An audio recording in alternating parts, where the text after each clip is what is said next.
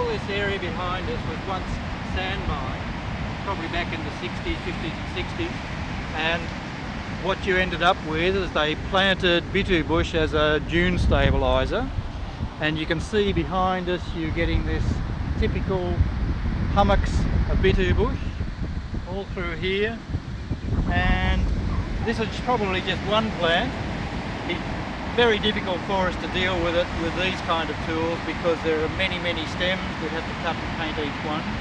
Normally what we would do, perhaps not in this frontal exposed area, but some of the ones at the back, we would start to splatter these with our splatter guns, and that would knock these bushes out.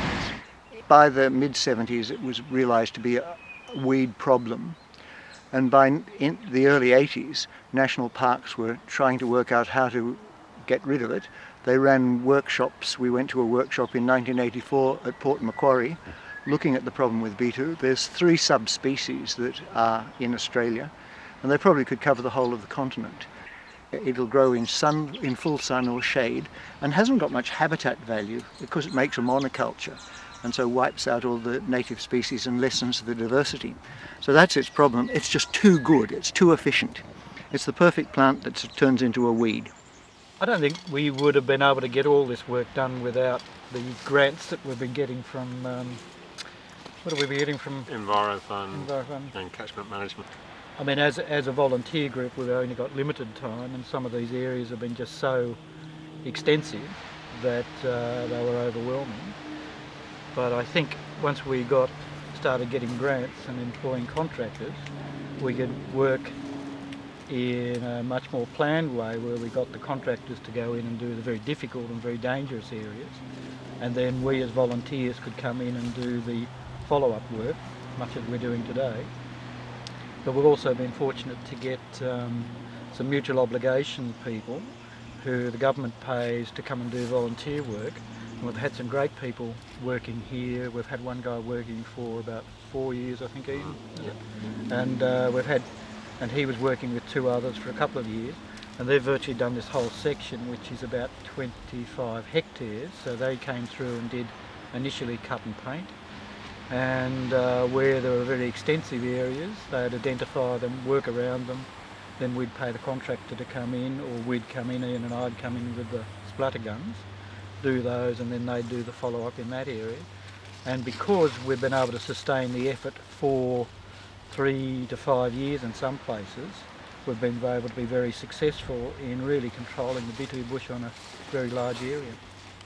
Yeah, once you get one grant and can demonstrate that you can do what you say you're going to do, it seems to make it easier to get the next grant, because you can sort of refer back to what you've achieved previously. And that coordinated effort between the contractors, the volunteers, mutual obligation.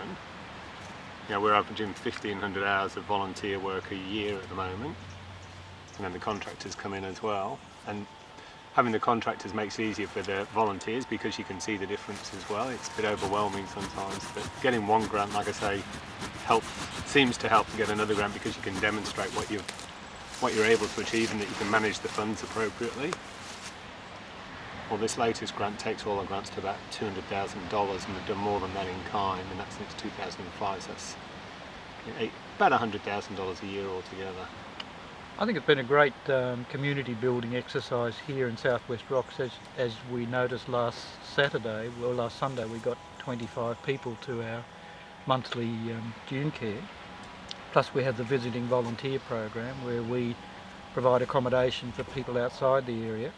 And so it's great at getting across fertilisation between the local community. We get expertise from other groups, mainly they're trained or experienced bush regenerators who come up. So it's getting the message out to a wider population what we're doing here. And it's good to get, when you get visiting volunteers who come back more than once, because they can see the difference as well. So it's always good to sort of feed off their enthusiasm when they come back and they remember an area how it was, and then they see it how it is. When you've seen it change so gradually when you're here all the time, you sort of, even though you got photographs, you tend to forget how bad it has been, and then somebody comes once a year or every second year and sees the difference. if we hadn't have been doing this work over the last 5 years, I think you could safely say that probably the intense infestation of BITOU bush would have probably covered 400 or 500 hectares by now. If you go to places like Hat Head, where you can see where they've only just started to get a good program going now, they had the same fire here in 2000, and that area is just dominated by BITOU bush, and it's a very big job now to get that out. Luckily we got started a little bit earlier and managed to stabilise it. And this area here, which has just recently had a fire, it's been relatively quick to come through and do the follow-up, and the species diversity through here is just great. And bird life, we're just finding everywhere we go we're getting a much greater diversity of plants coming up.